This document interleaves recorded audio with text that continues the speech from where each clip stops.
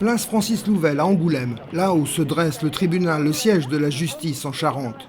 Il n'est pas tout à fait 15h, samedi 16 janvier, et pour ce 4e rendez-vous, la mobilisation des Charentais est en recul. 250 participants. Certes, la météo est frisquette, mais au niveau national, on parle de 200 000 manifestants. Bien mieux que le 12 décembre, 60 000 personnes, moins bien que début décembre, 500 000 manifestants.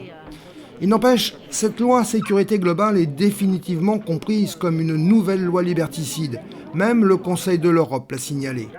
Le Sénat devrait en tenir compte lorsque le texte arrivera prochainement en discussion.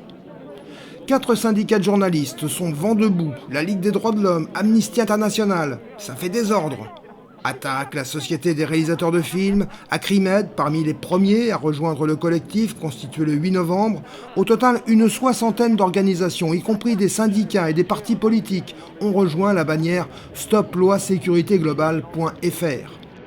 Loi sécurité et liberté, sécurité globale, c'était un autre nom, crée un précédent dans l'histoire de notre pays. Elle représente un véritable tournant dans l'instauration d'une surveillance généralisée et dans l'atteinte à la liberté de la presse et à la liberté d'informer. Elle s'inscrit d'ailleurs dans un continuum sécuritaire avec une succession de textes liberticides. C'est le retrait total de la proposition de loi sécurité globale et de nouveaux schémas de maintien de l'ordre que nous revendiquons. Bravo, bravo, bravo. Pourquoi ces marches pour la liberté sont importantes ? Quelques réactions. Moi, je suis surtout là pour lutter contre les fauteurs de troubles. Alors, le fauteur de troubles, pour moi, c'est pas celui qui manifeste contre le licenciement. C'est celui qui provoque le licenciement ou comme le gouvernement qui l'autorise. Celui qui provoque les troubles, c'est pas celui qui manifeste contre les lois liberticides. C'est celui qui les écrit. Celui qui provoque le trouble à l'ordre public, c'est celui qui provoque le réchauffement climatique. Voilà. Donc, nous sommes pour l'ordre. Mais le désordre vient d'un certain nombre d'autorités. Moi, je fais partie d'une association, Femmes Solidaires, et on considère que les lois qui passent en ce moment, qui sont en projet en ce moment, n'ont pas lieu d'être parce qu'il y a beaucoup déjà de mesures qui existent. Ça va encore compliquer les choses, ça va restreindre les libertés. Et on n'en voit pas l'utilité, voire ça peut être dangereux même pour nous. C'est très important parce qu'au train où vont les choses, on n'aura bientôt plus le droit de dire quoi que ce soit. Et la France est un pays de liberté, on a le droit de s'exprimer. Et moi j'y tiens, c'est le pays de Voltaire, c'est le pays d'Hugo. Et je ne peux pas comprendre ni admettre encore moins qu'on nous prive de ces libertés fondamentales.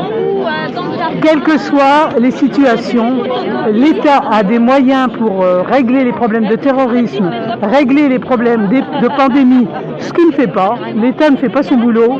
Donc vraiment, il faut que le citoyen soit dans la rue pour exprimer son mécontentement et son désir de voir revenir des choses plus normales pour notre pays. Est-ce que c'est important que les journalistes soient présents pour cette journée ? Oui, je pense, parce que l'atteinte des libertés, on est là aussi pour travailler déjà, et puis évidemment pour défendre ces libertés qui sont mises à mal aujourd'hui. Alors il y a l'ambiance générale avec les interdictions de se regrouper dues à la pandémie, mais on a l'impression quand même que ça va plus loin que ça dans la restriction des libertés. C'est important parce que si nous on n'est pas là pour contester cette loi, personne ne le fera à notre place. De toute façon, c'est une loi liberticide qui a été inventée par l'État justement pour lui permettre de combattre tous les mouvements sociaux qui peuvent avoir lieu ou qui vont avoir lieu à l'heure actuelle, puisqu'on est dans une situation économique quand même extrêmement difficile. La pandémie, c'est avant tout la misère pour beaucoup, la misère pour les étudiants aujourd'hui, la misère pour bien des travailleurs qui se retrouvent au chômage et beaucoup d'argent pour le patronat. Je dirais, ça suffit pas comme si c'est pas possible avec les moyens, avec tout ce qu'il y a déjà dans le droit, qu'on en rajoute à chaque fois. Vraiment, j'ai l'impression qu'on se sert de la crise sanitaire pour franchir un degré dans la surveillance, dans la diminution des droits. c'est pas possible. C'est important d'être dans la continuité de ce qui s'est fait depuis la fin de l'année dernière pour réclamer l'abolition, le retrait de cette loi et puis pour lutter pour nos libertés. C'est ouvert à tous les collectifs et à tous les particuliers qui ont envie de s'engager vers la convergence des luttes pour la défense des services publics. Que ce soit, on a lancé une grande campagne pour la sécurité sociale, pour les 75 ans de la sécurité sociale, pour défendre cette institution qui nous vient de 1945 et vraiment qu'on est en train de massacrer, comme on massacre tous les services publics les uns derrière les autres, que ce soit la SNCF, l'énergie, Minénergie en ce moment, on brade nos barrages, on brade tout, quoi, on brade le pays.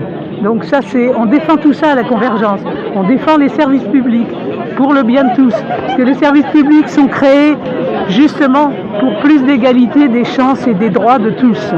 Et si on supprime les services publics, on supprime la possibilité pour tous d'avoir un accès égal à ce qui nous est offert par cette société. On défend énormément aussi la culture. Comment est-ce qu'on peut dire que la culture n'est pas un bien essentiel? C'est fondamental, la culture. Déjà, le plaisir de se retrouver dans la rue, le plaisir de se retrouver en tant que citoyen avec une vraie pensée politique, de ne pas gober tout ce qui nous est dit et surtout de ne pas gober tout ce que notre gentil député dont la permanence est à côté veut nous faire croire. Hier, j'étais en communication avec les copains chiliens là, qui ont réussi à refuser leur constitution. Pour moi, c'est un modèle, quoi. Ils ont réussi à dire non, malgré les pressions de la droite, à la constitution de Pinochet qui durait depuis des décennies. Et ils ont réussi, donc voilà, donc rien n'est impossible.